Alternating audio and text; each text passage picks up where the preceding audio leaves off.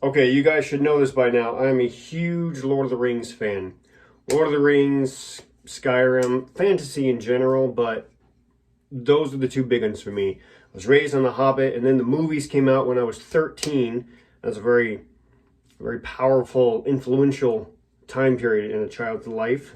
13 years old. So, in honor of the Rings of Power coming out, being made by Amazon, which is a little dicey. I don't know how I feel about that. But in honor of that, I've decided to forge a special project, and I wanted you guys to be in on it. I'm going to be forging Anduril, Flame of the West. Now, from a lore perspective, this has nothing to do with Rings of Power because Anduril was originally forged by the dwarves, and it was called Narsil. Then it got destroyed by Sauron, and then they reforged it eventually into Anduril. But that's great and all that. I don't know how nerdy you guys are, but I'm crazy nerdy when it comes to this stuff. So I'm extremely excited to do it. Now, as for the function of this blade, it is an incredibly accurate, well-designed fantasy blade. I think that's one of the things that I applaud Weta so much for, the guys who worked on the armor and the swords and everything. What they made was so well balanced between function and fantasy. They did an incredible job. So this is clearly the pommel, and I am going to forge, well, the sticker's in the way. Oh, there you go. I'm going to be using 5160 for the blade. Why? Why not Damascus? Well, I want it to be really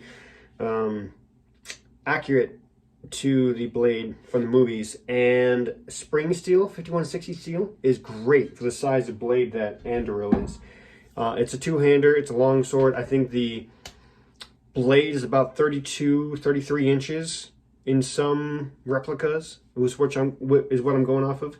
So between that and about a 10-inch hilt and the guard, it's a good sized blade, but we're going to make it 100% functional, as accurate as we possibly can, including the engravings and all that stuff. So first of all, what we got is the pommel is rough shaped out. It's clearly still rough.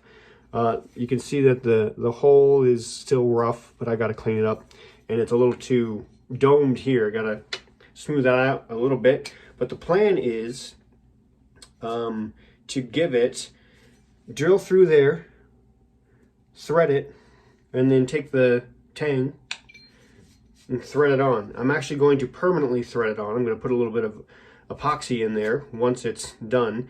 But we got this guy plus about a 4 or 5 inch wood handle with a leather wrap, and that'll make up the initial guard, or the hilt, the handle, and then we'll have the guard come out with its little quillions thing going on. But that's what we're going to be doing here. I'm a huge fan. I cannot tell you how much of a fan I am of this blade. So stay tuned. I want to show you every step of the way, guys. Enjoy.